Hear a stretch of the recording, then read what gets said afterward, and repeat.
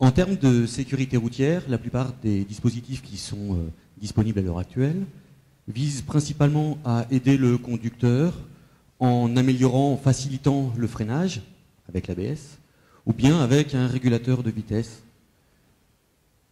Ils visent aussi à améliorer la sécurité des habitants dans le véhicule, avec notamment la ceinture de sécurité ou bien des airbags. En revanche, il n'existe aucun système de communication entre véhicules lorsque, par exemple, la distance de sécurité n'est pas respectée.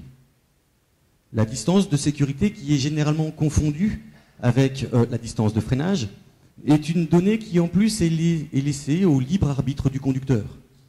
Ça en fait donc une interprétation complètement subjective, qui malheureusement et bien trop souvent conduit à des accidents avec des dommages matériels, voire corporels. Dans ce cadre, la société PSA Peugeot Citroën a breveté un système d'alarme de proximité arrière holographique. Il s'agit d'un système implanté à l'arrière du véhicule et qui va mesurer la distance le séparant du véhicule de derrière. Fonction de la vitesse, si la distance de sécurité n'est pas respectée, c'est-à-dire si elle est trop courte, le dispositif du véhicule de devant va projeter au travers de la vitre arrière une image holographique. Cette image, sous forme d'un pictogramme signalétique, sera perçue par le conducteur arrière, lui indiquant que la distance n'est pas respectée. Il pourra ainsi adapter la vitesse et la position de son véhicule. Le principal défaut à l'heure actuelle de ce système, c'est qu'il a un encombrement beaucoup trop volumique. Il mesure en effet de l'ordre de 80 cm, ce qui ne permet pas de l'installer dans les véhicules.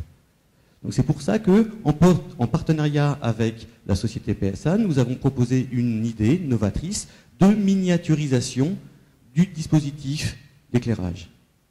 Au moyen de micro- et nanotechnologies, nous concevons et nous fabriquons des nano-émetteurs lumineux disposés sur des guidons miniaturisés et alimentés par des LED. Si jamais on inclut la plaque holographique pour la signalétique, nous obtenons ainsi un système qui n'excède pas le centimètre d'épaisseur. À l'heure actuelle, nous avons optimisé l'architecture du dispositif avec des outils de simulation numérique, ainsi que l'optimisation des procédés de fabrication de ces nano-émetteurs. Dans un futur assez proche, nous comptons caractériser et mesurer expérimentalement les performances de ce dispositif. Je vous remercie.